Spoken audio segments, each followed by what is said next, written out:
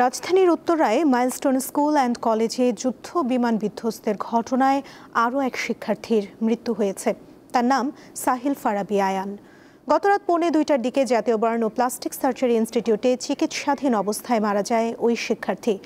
চিকিৎসকরা জানান, আয়ানের শ্বাসনালী সহ শরীরের 40% দগ্ধ হয়েছিল। আইসিইউতে চিকিৎসাধীন ছিল সে। এদিকে মাইলস্টোনে যুদ্ধবিমান বিধ্বস্তের ঘটনায় 9 সদস্যের তদন্ত কমিশন গঠন করেছে অন্তর্বর্তী সরকার। রোববার রাতে মন্ত্রিপরিষদ বিভাগের এক প্রজ্ঞাপনে এই তথ্য জানানো হয়।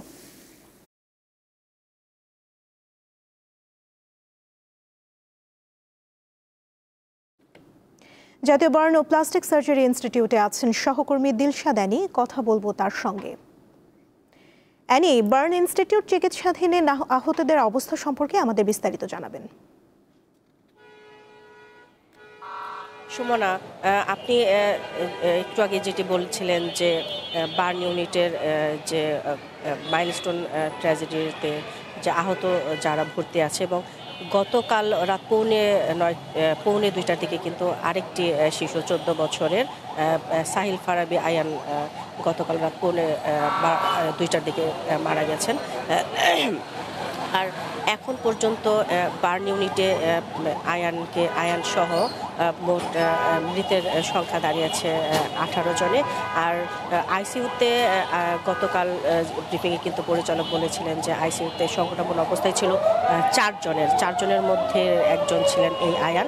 এখন 3 জনের অবস্থা সংকটাপন্ন, যারা এই মুহূর্তে আইসিইউতে চিকিৎসাধীন আছেন। এর পাশাপাশি আরেকটি তথ্য দিতে চাই, সেটা হচ্ছে যে বার্ন ইউনিট সহ অন্যান্য হাসপাতাল যেগুলো আছে সব কিছু মিলে কিন্তু নিহতের সংখ্যা দাঁড়িয়েছে এখন পর্যন্ত 34 জনে।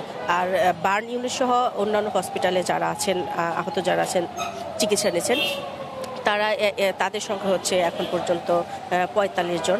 আর এর মধ্যে একটুখানি খুশির যে খবর, সেটি হচ্ছে যে বার্ন ইউনিট থেকে মোট 4 জন সুস্থ হয়ে তারা বাড়ি ফিরে গিয়েছেন। আর এখন পর্যন্ত যে চিকিৎসাধীন যারা আছেন 33 জন বার্ন ইউনিটে যারা আছে, এর মধ্যে কিন্তু 27 জনই আছে যারা শিশু। তাদের অবস্থা এখন পর্যন্ত আমরা যতটুকু জানতে পেরেছি যে আসলে কিছুটা গুরুতর অবস্থায় আছে। আর 6 জনের আমরা যেটি জানতে পেরেছি যে 6 জনের শরীরের 30%-এর বেশি দগ্ধ অবস্থায় আছে।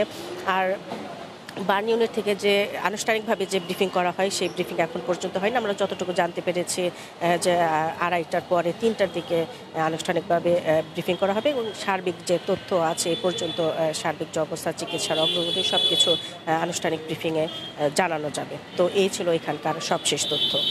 অ্যানি, আপনাকে ধন্যবাদ।